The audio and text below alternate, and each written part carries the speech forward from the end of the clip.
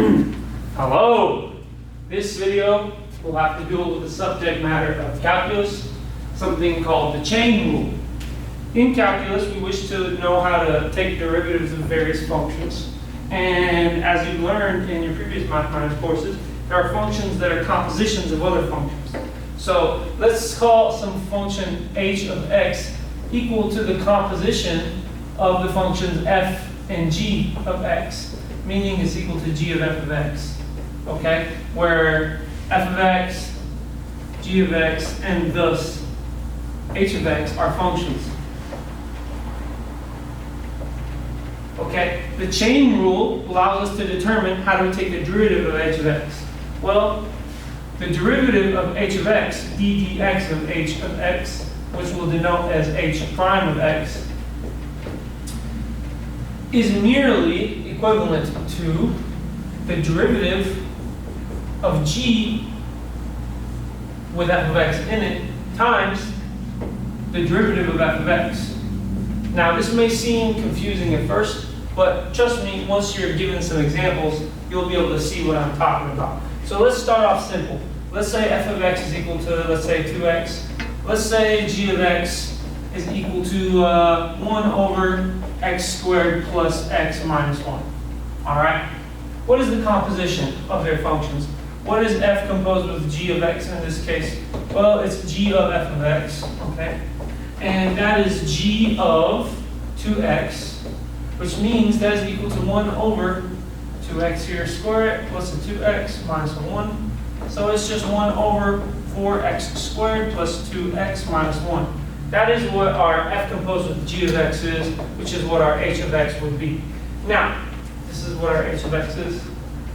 Now, what is h prime of x? Meaning, what is the derivative of x? Well, by the chain rule, this right here is the chain rule.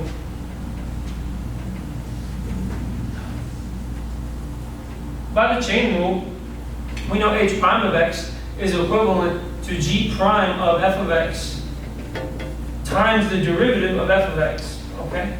So the derivative of f of x, f prime of x, by the power rule is just 2, because the x goes away. The reason the x goes away is because this is equal to 1 times 2 with the power of 1 minus 1, which that's equal to 1 times 2 to the times x to the power of 0, which is just 2, because x to the power of 0 is 1. So that's why f prime of x is equal to 2. Now, what is g prime of x?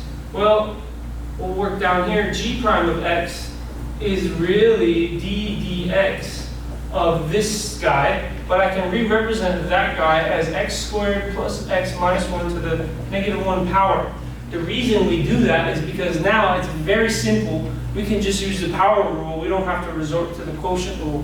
The quotient rule is actually never needed if you ever have if you use this technique of calling a reciprocal or powers in the denominator as negative powers.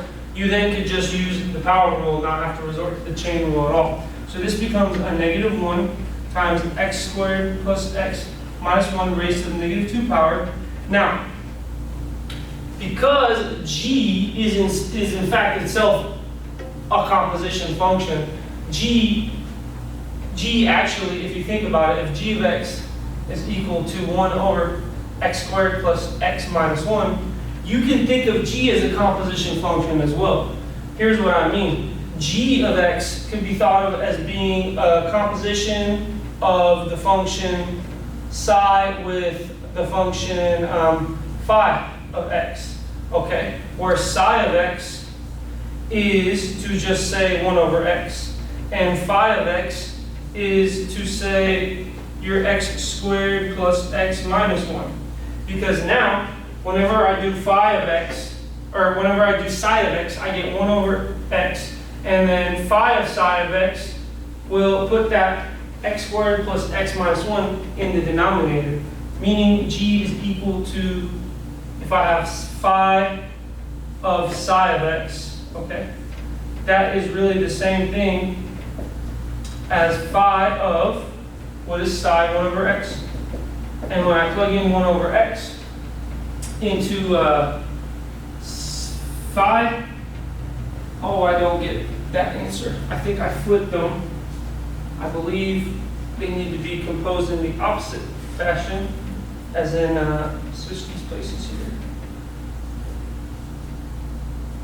So over here, let's try this out. This is psi of phi of x, which is psi of x squared plus x minus 1. And when I plug in this expression into all of the x's in psi, I get what you see down there,